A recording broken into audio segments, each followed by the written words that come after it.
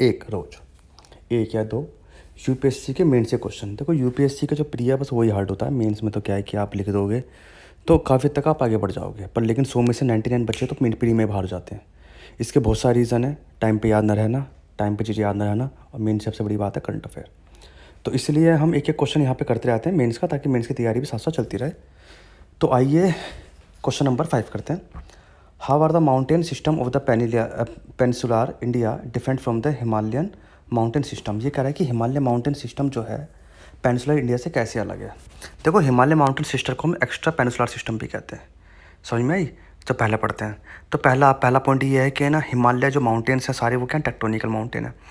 टेक्टोनिकल mountains क्या होते हैं, जो दो कॉन्टिनेंट्स या दो प्लेट्स आपस में आप टकराती हैं और बीच का पार्ट अपलिफ्टमेंट हो जाता है, उसे हम टेक्टोनिकल माउंटेन कहते हैं।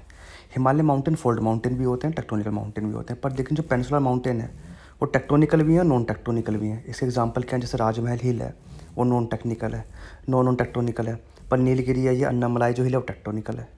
ठीक है जी, तो पहले बात तो ये हो गई। दूसरी बात ये करते हैं कि Himalaya fold mountains are the tectonical unstable और जोग्राफिकल यंग। जो हिमालय हैं वो अनस्टेबल हैं और जोग्राफिकल यंग है, जबकि डेक्कन प्लेट्यू जो है वो टेक्टोनिकल स्टेबल है और जोग्राफिकल ओल्ड है। सबसे पहला पार्ट हमारा डेक्कन प्लेट्यू ही है। अगर आप टाइम के अकॉर्डिंग में जाओ तो सबसे पहले डेक्कन प्लेट्यू ही आता है।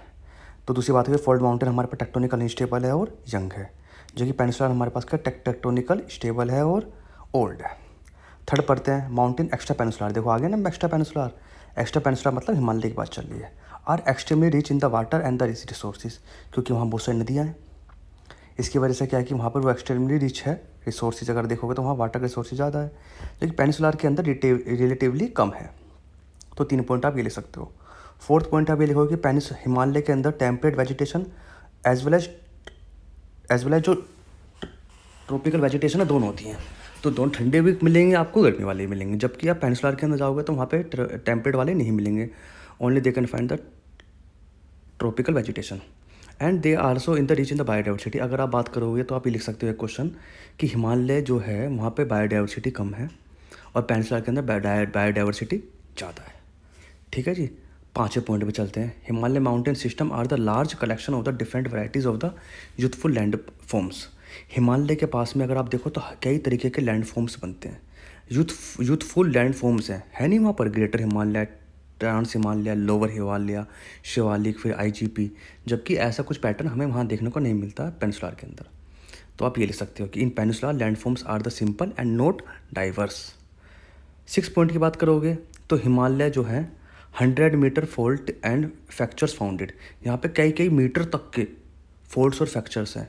मैंने आपको बताया था मेन बाउंड्री फॉल्ट कहाँ बनती है, लेसर हिमालय और शिवालिक के बीच में, और उसी बेल्ट पे सबसे ज़्यादा अर्थक्वेक आते हैं। और वो जो है आगे और right west side east side के अंदर जो ईस्ट पार्ट है वहाँ भी जो अर्थक्वेक आते हैं उसका एक मेन रीज़न है, जबकि पेनिसुलर के अंदर वहाँ पर फैक्चुअल और फोल्ड्स वहाँ नहीं मिलते। ठीक है, तो ये बात हो गई। तो यहाँ तक आप सारे क्वेश्चन याद कर सकते हो। दूसरी बात है आप ये भी लिख सकते हो कि जो माउंटेन है हिमालय के अंदर वो बहुत हाइट है उनकी, जबकि पेनिसुलर के अंदर हाइट नहीं है। ठीक है, आप ये लिख सकते हो। तो मैंने आपको 8वां पॉइंट बताया था मैंने इम्पोर्टेंट कि हिमालय के अंदर बायोडाइवर्सिटी कम है और पेनिसुलर के अंदर ज़्यादा है। एग्रीकल्चर एरिया हिमालय के पास वाला कम है और जो पेनिसुलर के अंदर ज़्यादा है। तो इस तरह के आप लिख सकते हो। ठीक है जी, नीचे का पार्ट छोड़ दो, बस ये आप पॉइंट लिख देना। मेरे ख्याल से your question will be complete. Thank you for the watching.